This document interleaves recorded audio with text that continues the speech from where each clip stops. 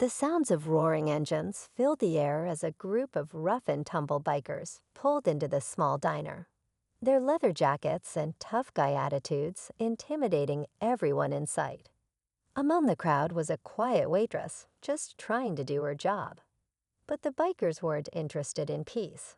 They began harassing her, making crude remarks and testing her patience. It seemed like another typical day in a small town, where the strong rule and the weak stay silent. But what they didn't know was that this waitress wasn't who she seemed. Behind her calm demeanor was a past filled with high-stakes missions and intense training. As the bikers pushed her further, they were about to learn the hard way that they had picked the wrong person to mess with. What happens next will leave you on the edge of your seat. Stay tuned to find out how this seemingly quiet woman turns the tables. The bikers, laughing loudly and slapping each other's backs, seemed oblivious to the tension in the air. They made cruel jokes, throwing them at the waitress, a woman in her mid-30s with dark, sharp eyes that seemed to see more than anyone realized. To the casual observer, she looked like a typical small-town waitress, quiet, unassuming, and probably just trying to get through another shift.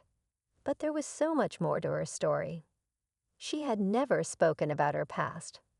No one in town knew that she had served as part of an elite Special Forces team, a member of the Delta Force. She had endured some of the most grueling training known to man and had completed dangerous missions all over the world. But after years of service, she traded her fatigues for an apron, seeking peace and solitude in this quiet diner. The bikers didn't know it yet, but they were about to discover just how much trouble they had stirred up. The leader of the group, a tall man with a scruffy beard and tattoos snaking down his arms, called her over to their table, his grin wide and taunting. "Hey, sweetheart, don't be shy.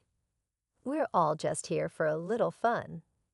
His words slurred, as if the beer had already started taking hold. The others chuckled, egging him on.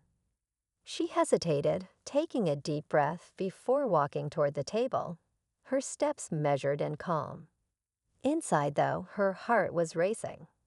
Years of training had taught her to keep her composure, no matter the situation. But these bikers were crossing a line. The humiliation was one thing, but their blatant disrespect was another.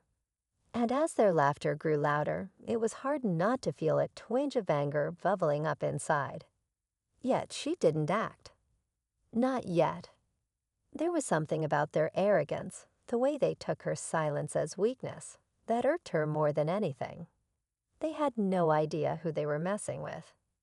Meanwhile, in the back of the diner, the cook, who had witnessed a lot over the years, watched the scene unfold with a worried look on his face.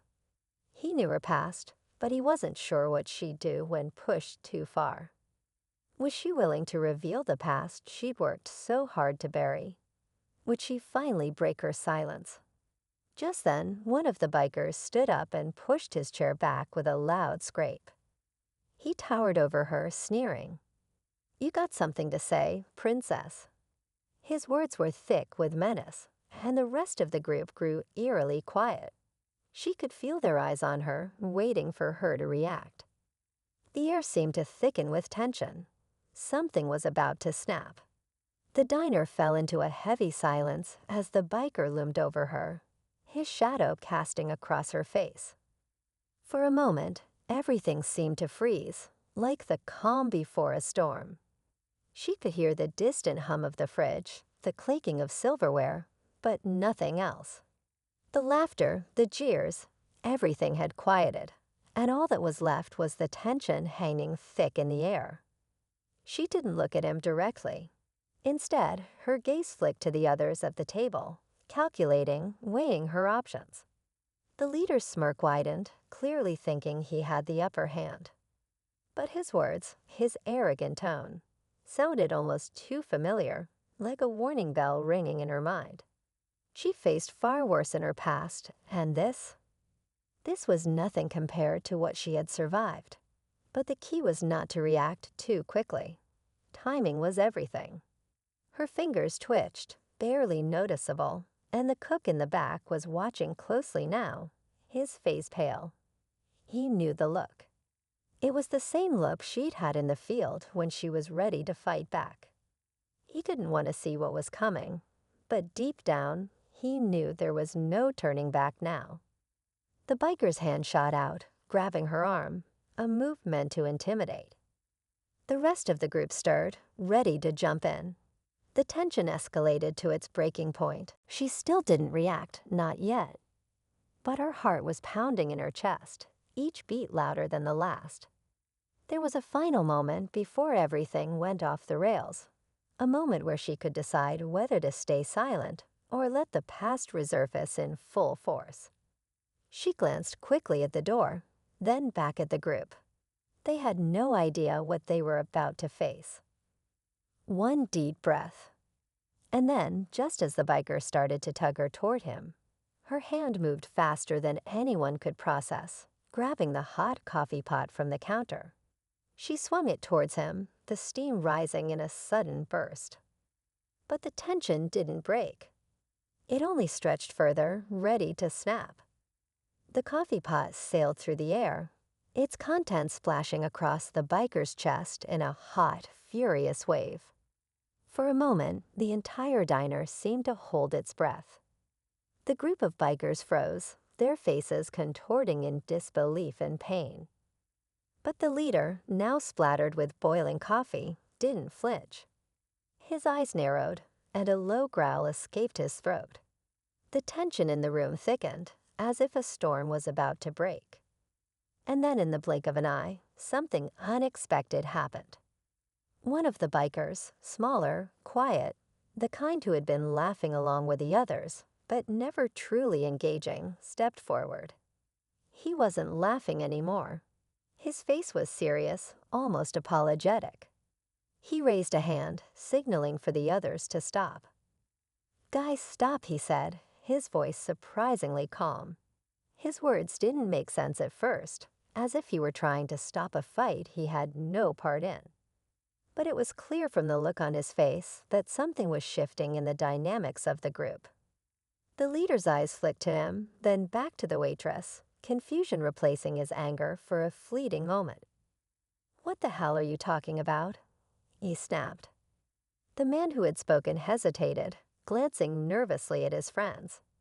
I know who she is." The room went dead silent again. The waitress's eyes flickered briefly toward the newcomer.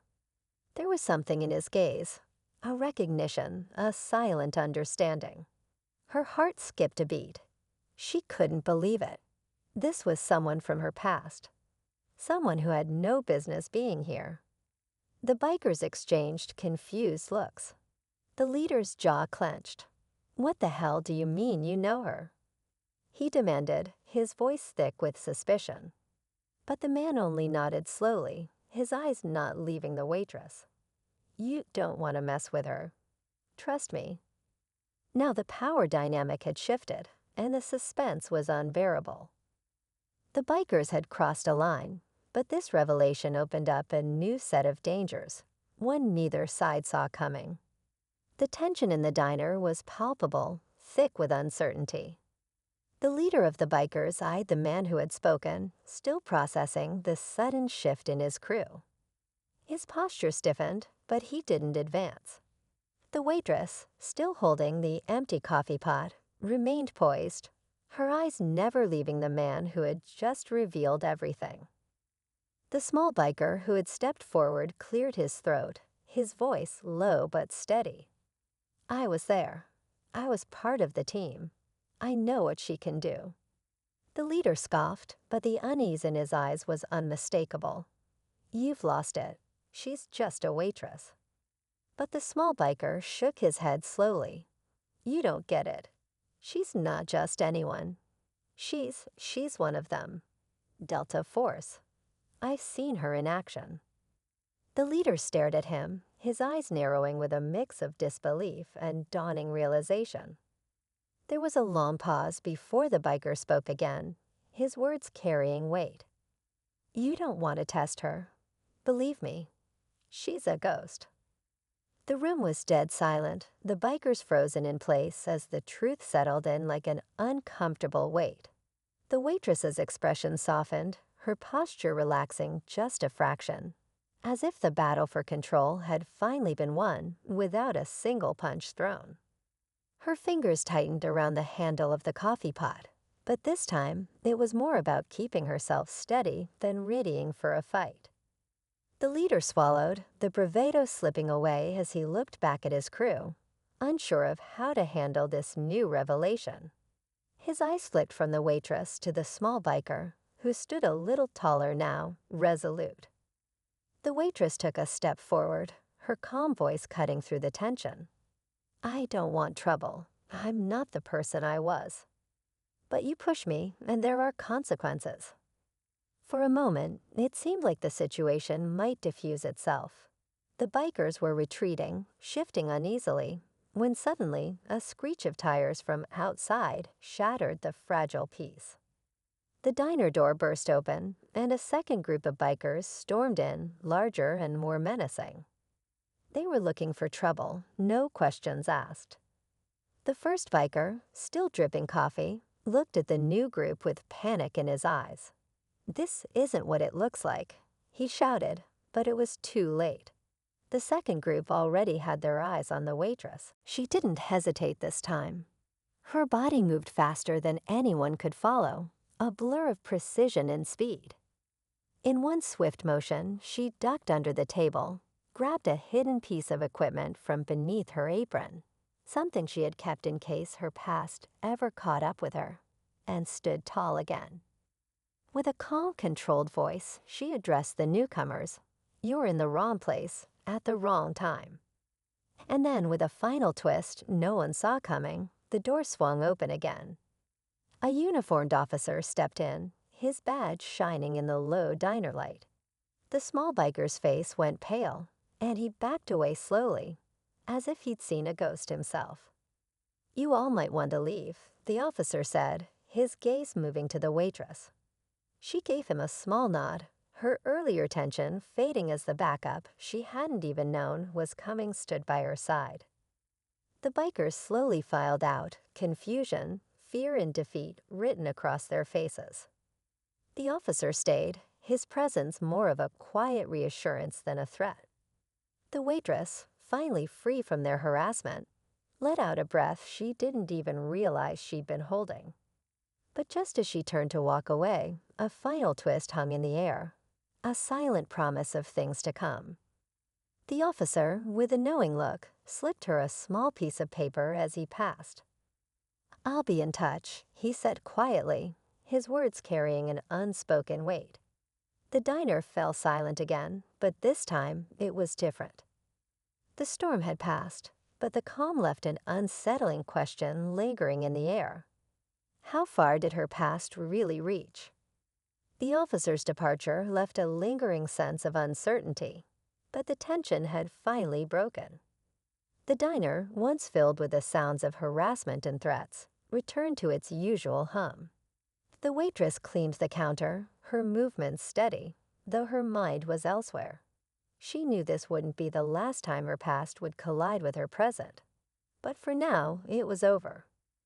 As the last of the bikers drove away, the small biker who had helped stepped up to her, offering a simple nod of acknowledgement. No words needed to be exchanged. He had understood the weight of her past and respected the woman she had become. The waitress glanced at the officer's note once more before tucking it into her apron. Her journey was far from over, but she had learned something today. No matter how hard you try to leave the past behind, it always finds a way back. And sometimes you have to face it head on.